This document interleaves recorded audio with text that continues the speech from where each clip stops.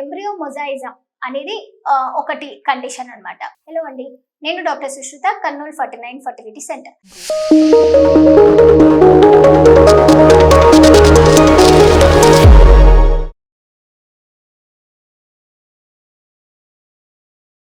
ఏంటంటే యాక్చువల్గా ఎంబ్రియోస్ అనేది యూప్లాయిడ్ ఎంబ్రియోస్ అనే దానికి మంచి ఎంబ్రియోస్ అని చెప్తాం. సో ఈ యూప్లాయిడ్ ఎంబ్రియోస్ మనము ట్రాన్స్ఫర్ చేశాక మనకి 60% ఆఫ్ బేబీస్ అనేది మంచిగా ప్రెగ్నెన్సీ రేట్స్ వస్తాయి, ప్లస్ దాని తర్వాత లైవ్ బర్త్ రేట్స్ బాగా ఉంటాయి అన్నమాట.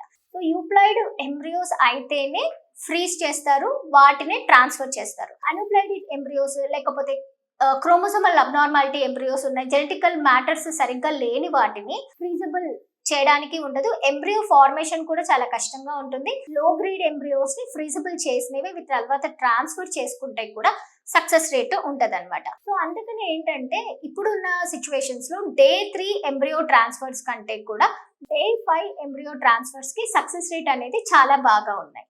And even frozen embryo transfers అంటే ఎంబ్రియోస్ ని మనము ఫామ్ చేశాక డే 5 కి డే 6 కి ఎంబ్రియోస్ ఫామ్ చేశాక -196 డిగ్రీ సెంటిగ్రేడ్ కి ఆ టెంపరేచర్ -డిగ్రీస్ టెంపరేచర్స్ కి వాటిని ఫ్రీజ్ చేసి పెడతాం అనమాట. అలా ఫ్రీజ్ చేయడం వల్ల ఏమవుతుంది అని అంటే ఫ్యూచర్ లో ఎప్పుడైనా 1 ఇయర్ తర్వాత, 2 ఇయర్స్, 5 ఇయర్స్, 10 ఇయర్స్ తర్వాత కూడా మాకు బేబీ కావాలి, మేము ఎంబ్రియోస్ ని ఫ్రీజ్ చేసి పెట్టుకున్నాం కదా, సో అలాంటి సిచ్యువేషన్స్ లో మనము ఆ ఎంబ్రియోస్ ని యూజ్ చేస్తే డైరెక్ట్ గా ప్రెగ్నెన్సీ ఛాన్సెస్ కూడా చాలా వరకు మంచిగా ఉంటుంది. ఇంకా కొన్ని సిచ్యువేషన్స్ లో ఏంటి అంటే కొన్ని క్యాన్సర్ కండిషన్స్, లేకపోతే హస్బెండ్ కో వైఫ్ కో ఏదైనా ప్రాబ్లం ఉంది, లేకపోతే వాళ్ళ సిచ్యువేషన్ ఇప్పుడు ప్రెగ్నెన్సీకి కరెక్ట్ గా రెడీగా మేము ఇప్పుడు ప్లాన్ చేసుకోవట్లేదు అని అనుకున్నారనుకోండి, సో వాళ్ళు ఎంబ్రియోస్ ని ఫ్రీజ్ చేసి పెట్టుకుంటే మాత్రం తర్వాత వాళ్ళు ప్లాన్ చేసుకొని ప్రెగ్నెన్సీని తెచ్చుకోవచ్చు అనమాట.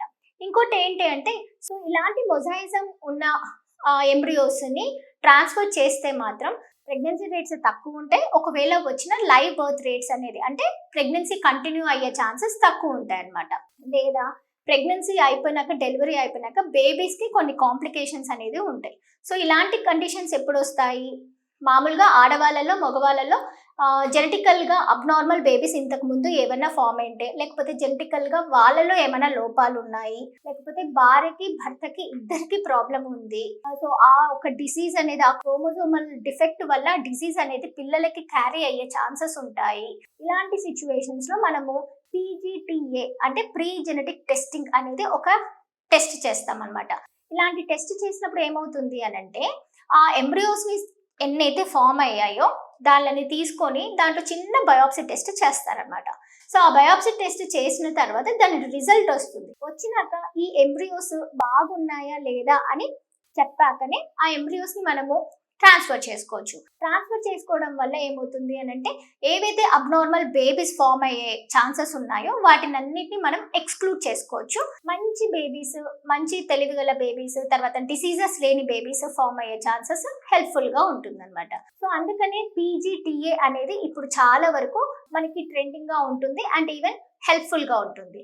కానీ చాలా మంది ఇంకా ఏంటి అంటే కొంచెము దానికి ఖర్చు అవుతుందన్న భయంతోనే అలా గమ్మునుంటారు. కానీ అబ్నార్మల్ బేబీస్ ని డెలివరీ అయ్యి ఆ బేబీస్ ని చూసుకునే కంటే కూడా ఇలాంటి పద్ధతిలో పోతే మాత్రం హెల్దీ బేబీ ఉంటుంది, హెల్దీ ఫ్యామిలీ అవుతుంది. థ్యాంక్ యూ అండి.